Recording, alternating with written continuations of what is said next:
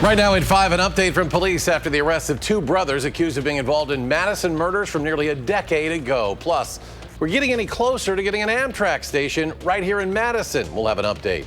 And it's an important weekend. We're live from the Goodman Community Center with how you can help families in need for Thanksgiving before an important Sunday deadline. And you're watching News 3 Now at 5. Thanks for staying with us. I'm Eric Franke. Susan is off this weekend with this busy weekend just about here. We're hoping the weather will cooperate. Chief Meteorologist Alex Harrington joins us in studio with some details. I sure do. As we head into the weekend here, look at this. 49 Saturday, 53 on Sunday. Hunters, I know you are interested in the speed and direction of the winds this weekend. Generally from the west, 5 to 10 miles per hour on Saturday. Maybe a little bit more on the gusty side on Sunday, 10 to 15 miles per hour. Can't rule out a few passing clouds on Friday, with Sunday looking like of the 2 days, the sunnier of the two this weekend. Of course, we got the Badger forecast, and we've got the Packers forecast coming up as well a little bit later. Clear to partly cloudy skies tonight will allow the mercury to go down to the 20s to right around 30 degrees in some isolated areas, and then here are those upper 40s widespread. A couple of places closing in on 50 for Saturday. So beautiful temperatures, and that normal high is 42 for this time of year.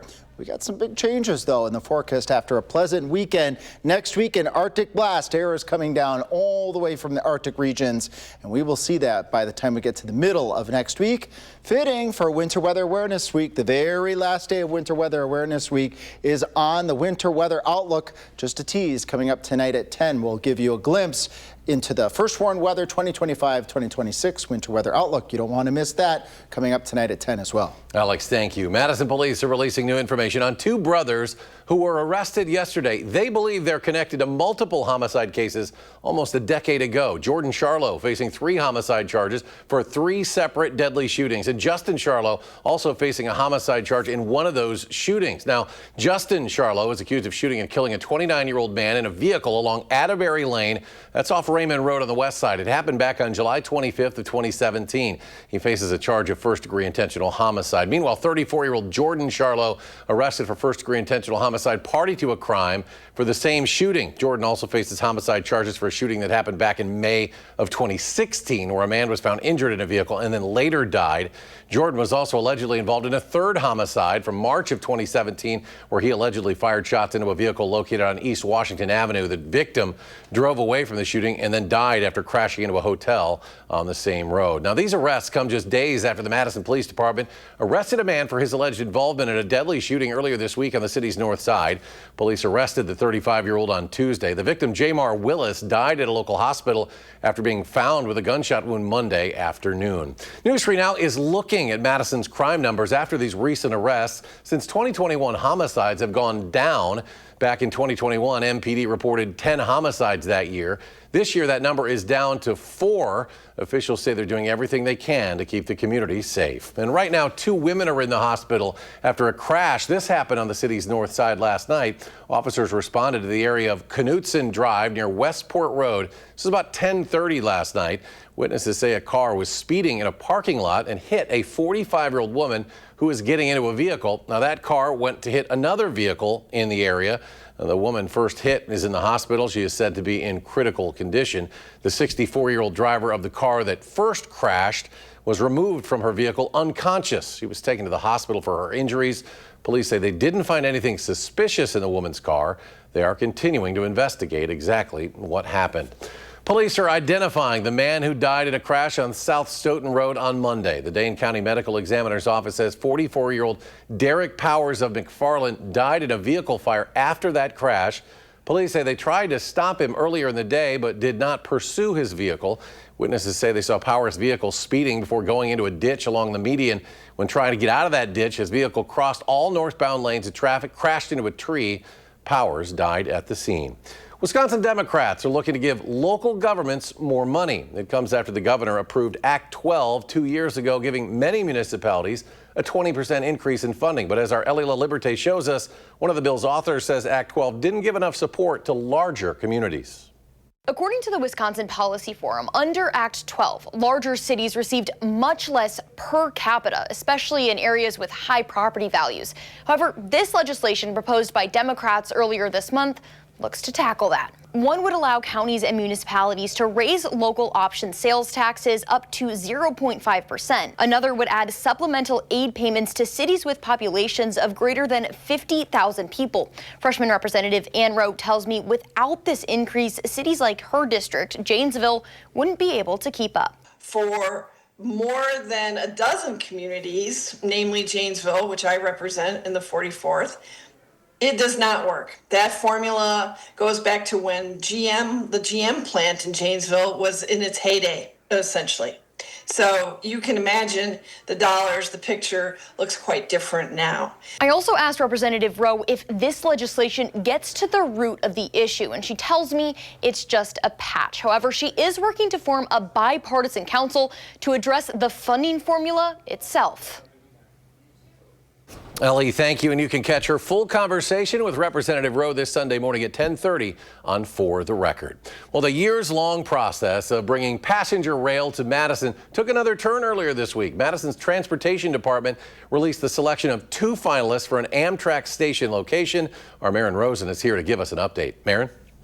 Well, Eric, Madison has not had a passenger rail service since 1971. A previous effort was canceled in 2010 after former Governor Scott Walker refused the federal funding for the Amtrak project. But the Transportation Commission has been working towards connecting Madison to other major cities in the Midwest, like Chicago, Milwaukee, and the Twin Cities. Now, Amtrak has requirements for station locations, and the city thinks they have found an ideal location. The Monona Lakefront site is Plan A, situated between John Nolan Drive and Wilson Street because of its proximity to Capitol Square, Lake Monona, and major economic and visitor destinations. This location is also connected to pre-existing BRT and local bus connections and would provide short-term and long-term parking options for Madisonians and tourists. There's people that want this service. There's a lot of people that want this service in Madison, and the question is whether our leaders, our elected officials, both at the state level and the federal level, will also make that commitment and recognize both the desires and the needs of the people that they serve.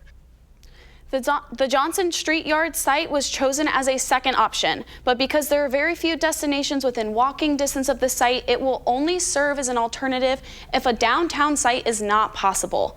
Now, the city needs to wait to see if federal funding will be available for an Amtrak station. I'll be back at 6 with more details on the possible project. All right, Maren, thank you. And you still have time to help feed some 4,000 families in Dane County for Thanksgiving. Goodman Community Center taking donations right now through Sunday evening. Our Tanisha Shaw joins us now with what kinds of ingredients and how much of them are needed. Tanisha?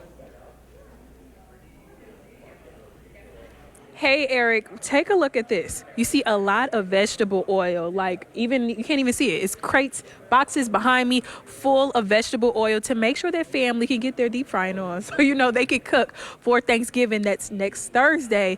Well, we need more of that. So we need way more vegetable oil to make sure that people can have a successful Thanksgiving meal. And I'm here with Katie. How are you? Good. How are you? Thank you for coming. Okay, Katie, you have some items in your hand. Please tell me, why are these items significant? Yes, we really need to be able to complete our baskets. We need more cooking oil, we need stuffing, and we need gravy.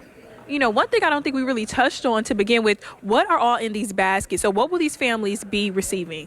Yeah, so we try to give everyone everything they need to make a Thanksgiving meal. So we have cooking oil, vegetables, both canned vegetables to make casseroles and things, and then also raw vegetables to make items. We have stuffing, gravy, cooking oil. We have a roasting pan, a turkey, of course. We have brownie mix and ice cream, as well as eggs, milk, and butter.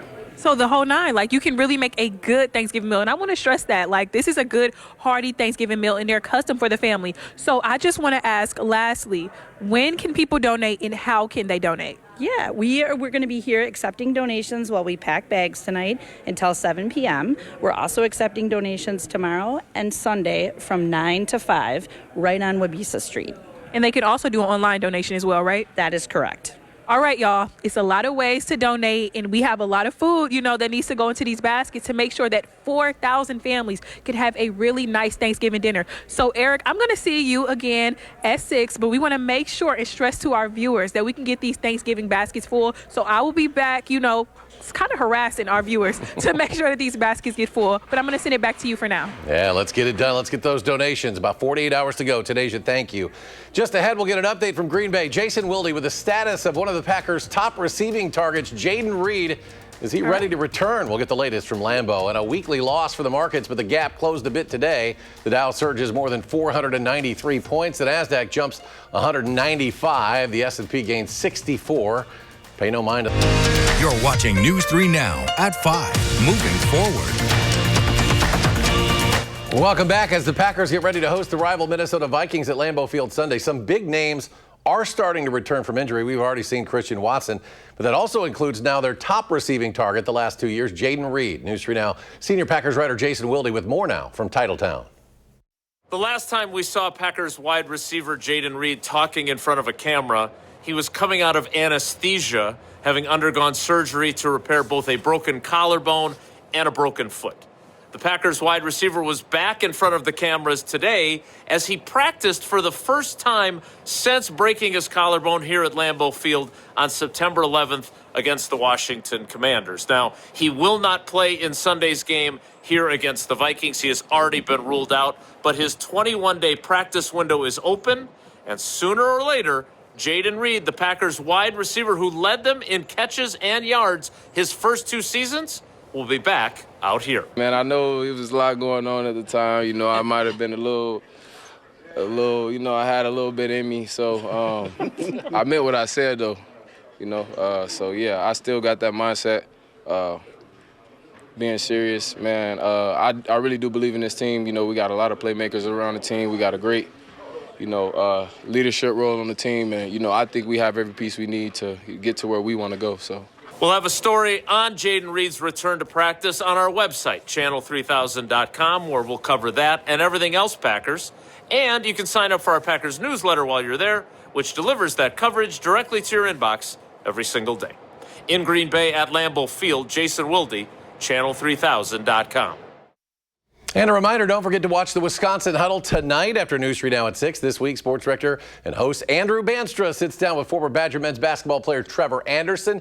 We'll hear their conversation. Again, that's tonight, 6:30, right after News 3 Now at 6. Home finale for the football Badgers tomorrow, senior day at Camp Randall. Just one of many things going on this weekend. Alex has more on how the weather's shaping up for the big weekend. Big weekend, lots of activities. Like you said, Eric, here's how the Badger game is going to shape up. Kickoff at 43, halftime 41. At the end of the game, 39 degrees. This is what you'd expect for November. Overall, just a touch on the breezy side as we go into Saturday evening, but overall dry. Par for course. Just bring that red jacket, I guess. Bring the green jacket on Sunday here. Temperatures in the 40s to near 50 by the middle of the game. Overall comfortable by the time we get to the middle of the game. So just have a good time. Enjoy the game. Both Badger game and the Packers game looking just A-OK weather-wise. Hunters, too, interested in the forecast, especially the winds and the wind direction as we go into opening day here on Saturday. The morning winds will be out of the south at 5 to 10 miles per hour and out of the southwest in the afternoon, with those temperatures climbing up again to near 50 for a high. All part of the 3 things you need to know. Seasonably cool, meaning we're going to be seeing temperatures tonight where they should be. The sun will really make that return on Sunday, and we've got that Arctic blast still on the way. More on that in just a moment here as part of those 3 things.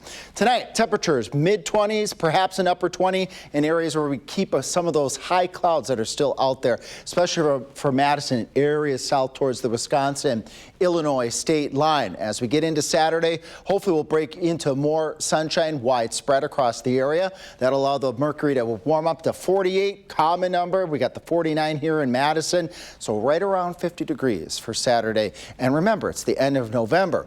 Good chances for precipitation Monday later in the afternoon, especially Monday night going on into Tuesday, with just smaller chances as we head out towards the day before Thanksgiving, which would be Wednesday. Let's track that weather system here. Starting off in the weekend, there's travel, hunting, and we got that Packers game up in Green Bay here on Sunday. Saturday, looking winds again out of the south to southwest. Just a couple of clouds as we go into Sunday. Uneventful, few clouds, winds turning around from the northwest.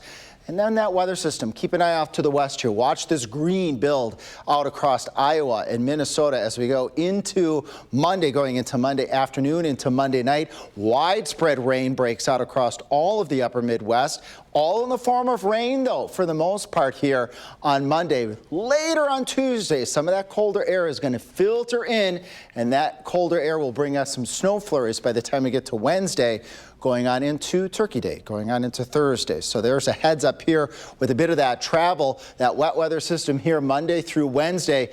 There's the cold snap starting on Thursday, going on into Friday, lasting into the upcoming weekend. And all indications are, as we go further out into December, all the way out to the first full week of December, I should say, a good chance of colder than normal conditions for Madison, areas to the northwest, and then milder conditions if you have any travel plans or any thoughts towards the south and towards the east, with the colder than normal weather pattern. And when we see this setup here, it's generally a wet pattern as well, meaning rain for the mid-Mississippi River Valley, perhaps good chances for snow in the northern plains, perhaps sneaking as far east as the Madison area in the upper Midwest. So colder than normal temperatures, wetter than normal chances as we head into the upcoming 8 to 14 day outlook. Now, is speaking part of the last day of Winter Weather Awareness Week here in Wisconsin. The First Warn Weather Team, we want to announce our very last winner of the First Warn Weather Team Snow Shovel,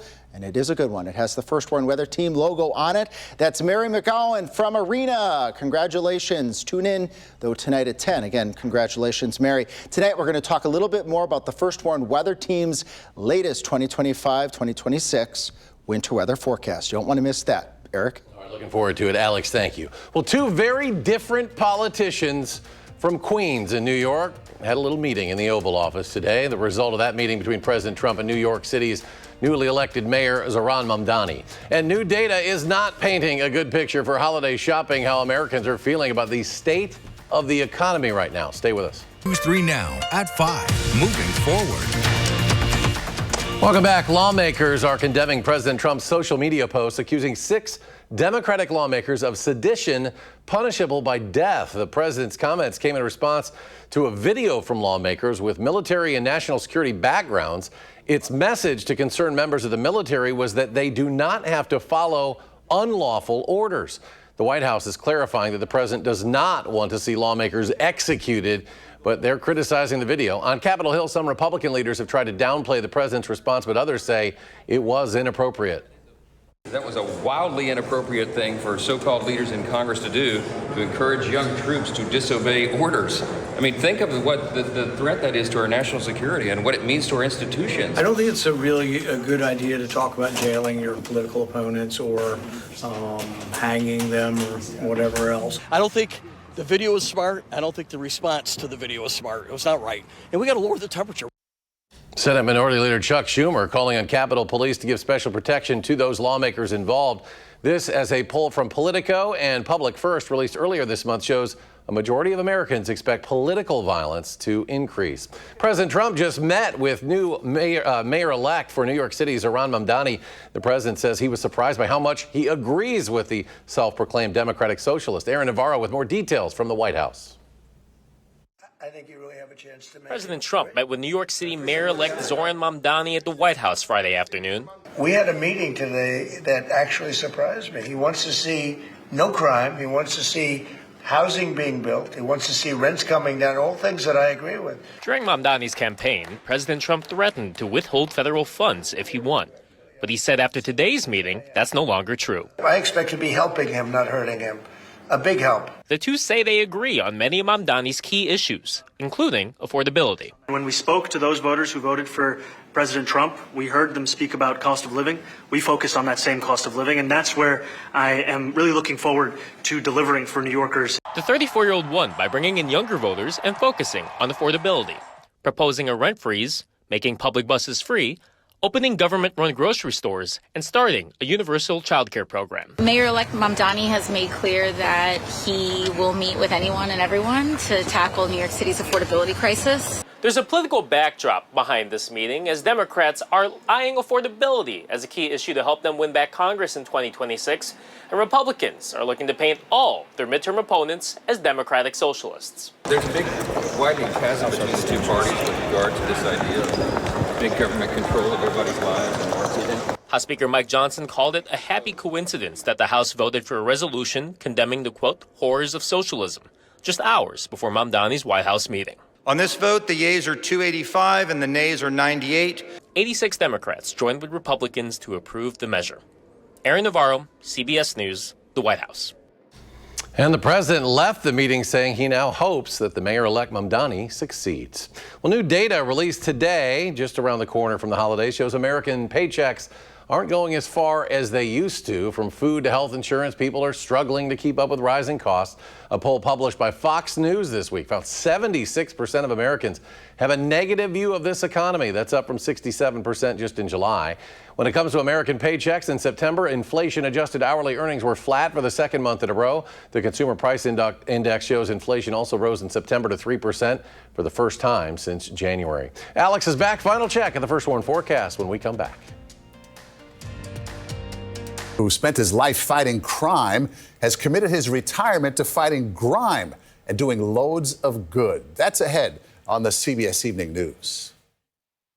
And coming up tonight at 6, more details are being released about a potential Amtrak station in Madison. We'll have more details and break down the full scope of a potential project and whether funding is available again next hour. News 3 now at 6. And Alex is back. One final check of the forecast. Gorgeous weekend ahead for all those activities. Hunting, Badger game, Packers game cannot be beat with temperatures in the 40s to the lower 50s. Overall light winds before we turn showery as we head wet as we go into Monday night into Tuesday, and then just cold as we get towards Thanksgiving and that big shopping Friday. Temperatures in the low 20s that Friday morning. Highs barely getting to freezing, so get ready to bundle up. We have a brief warm-up very late in that 10-day, but other indications are showing right after that another big crash. More cold Thanksgiving on the way. Cold Alex, on the way. Thank you. CBS Evening News is next. We're back in 30 minutes for News 3 now at 6. You can always find us streaming 24/7 at Channel 3000+.